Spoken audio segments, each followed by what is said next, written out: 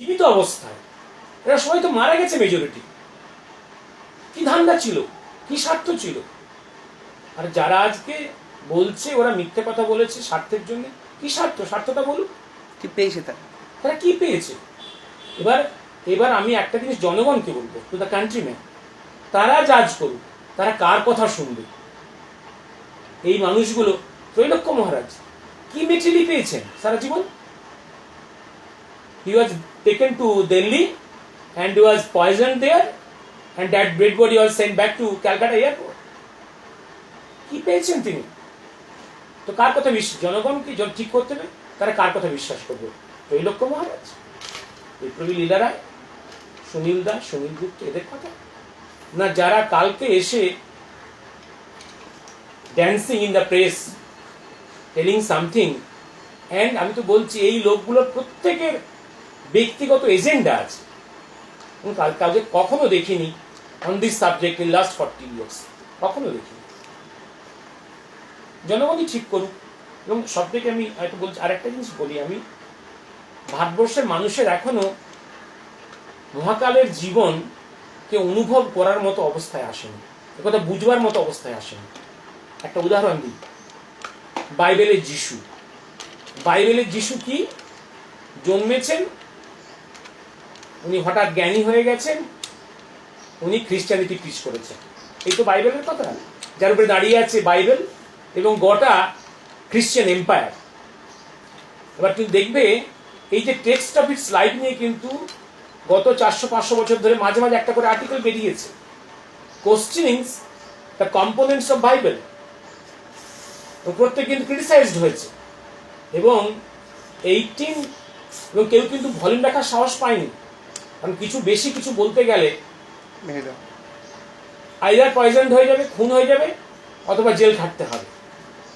1885 সময় আলেকজান্ডার নটোভিচ জেসাসের উপরে বই লিখলেন।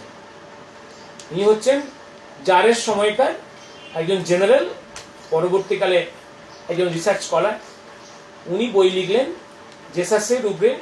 জেসাস তার জীবনের 13 থেকে 30 ভারতবর্ষেই ছিলেন, শিক্ষানবিশী ছিলেন, এবং ক্রুসিফিকেশনের পরে ভারতবর্ষে উনি এসেছিলেন এবং এখানে দীর্ঘদিন ছিলেন, মিস্টিরিয়াসলি একটা মিস্টিক লাইফ লিড করেছেন। এবং ওই যে resurrection, Friday resurrection in Damascus, এটা ওনার ভাষায় নাথিং বাট রিসাসিটেশন, তাকে আবার রিসাসিটেট করা হয়, উন্ডেড ক্রুসিফাইড জেসাস। এই কথাগুলো যখন বেরোলো তখন হি ওয়াজ ইমপ্রেজেন্ট ইন রাশিয়া,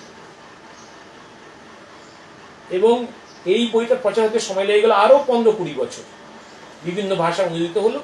আজকে দেখো এতদিন পরে, যিশু 2000 বছর পরে এসে আজকে কিন্তু পৃথিবীর লোক মোটামুটি স্বীকার করে নিয়েছে যে যিশুর জীবনে 13 থেকে 30 ছিলেন ভারতবর্ষে, এবং তার রিসারেকশন নাথিং বাট রিসাসিটেশন, এবং ক্রুসিফিকেশনের পরে মানুষটি এই ভারতবর্ষের দিকে এসে ভারতবর্ষের বিভিন্ন প্রান্তে এবং শেষটায় ভারতবর্ষের north West, that is the Ladakh এবং কাশ্মীর এরিয়াতে তার শেষ জীবন কেটেছে। এটাই কিন্তু এখন এস্টাবলিশ জায়গা। এবং আজ কিন্তু খ্রিস্টান ওয়ার্ল্ড কিন্তু আজকে আর এটাকে খুব অস্বীকার করতে পারছে না, খুব বেশি ক্রিটিসাইজ করতে পারছে না, এবং scholar all over the world has accepted this story. এবং কি খ্রিস্টান ওয়ার্ল্ডে এবং ভারতবর্ষে এ নিয়ে ডকুমেন্টারি ফিল্মস হয়ে যাচ্ছে।